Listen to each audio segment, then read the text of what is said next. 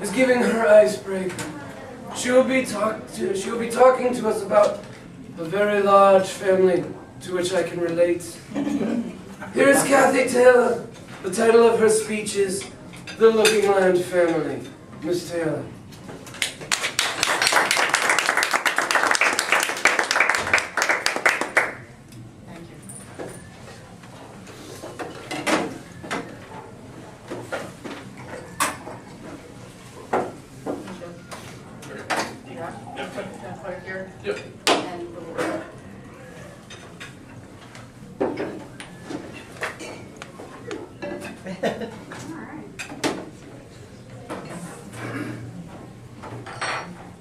Mr. Godfather, fellow guests and members, family is very dear to me. The Lookingland family consists of 9 children. There are 3 girls, a boy, me, a boy, and 3 girls. The youngest is Down syndrome. My mother was 45 years old when she had Lisa, her 9th child. We used to see how fast we could say everyone's name. Arlen, Mary, Barbara, Keith, Kathy, Wally, Johanna, Jenna, Lisa. I won. We grew up in a 1,400 square foot townhome in Baltimore. We had 3 bedrooms, so we all slept in bunk beds. I remember at one point my mom took the door off their master bedroom and the buffet from the dining room and a mattress, and that was my bed at one point. We had 1 bathroom and 1 toilet down the basement. Now there was a schedule for this bathroom. You had 15 minutes and you had to wake up the next person for their turn. If you overslept and missed your turn, you had to go down to the cold basement to use that toilet. Now on the main floor there was a living room, a dining room, and a small kitchen.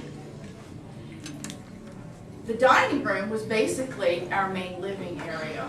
We ate there, we did our homework there, we did projects there, and we did games there. And at the end of the evening, you could find my mom reading the newspaper there. Now the 9 of us are approximately 2 years apart. Can you possibly imagine having a 10-year-old, an 8, a 6, a 4, a 2, and being pregnant? My younger brother and sister are 14 months apart, and the youngest being Down syndrome. Now we all had responsibilities. The oldest was always in charge, and during the summer and after school, I needed to watch the younger ones. And if I wanted to go out and play, I always had to tag along. My mom was always found in the kitchen. She could take a pound of meat and make a meal to feed us all. Their bread, butter, and applesauce was served at every meal. Drinks were served with dessert. If you can only imagine all those drinks on the table. During the holidays, we used to collect canned goods for the poor baskets. And one day, the church delivered a basket to our home. And I thought, are we poor? While watching TV, we would wrestle during the commercials.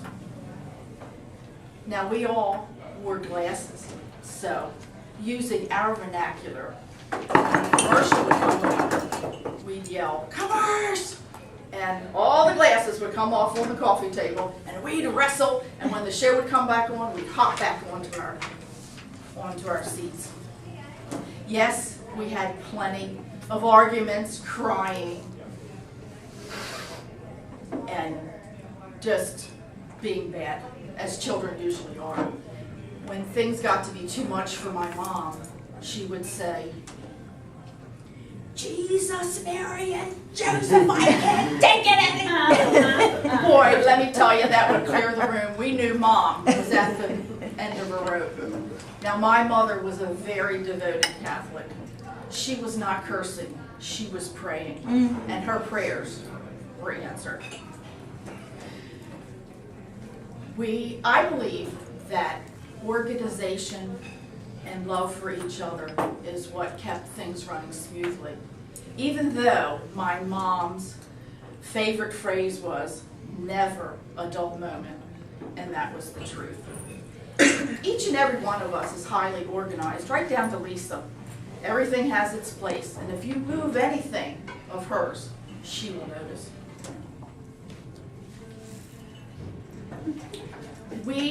The 9 of us, we watched over each other, we stood up for each other, we protected each other, and we took the blame for each other. We are all very, very close, even though we live miles apart.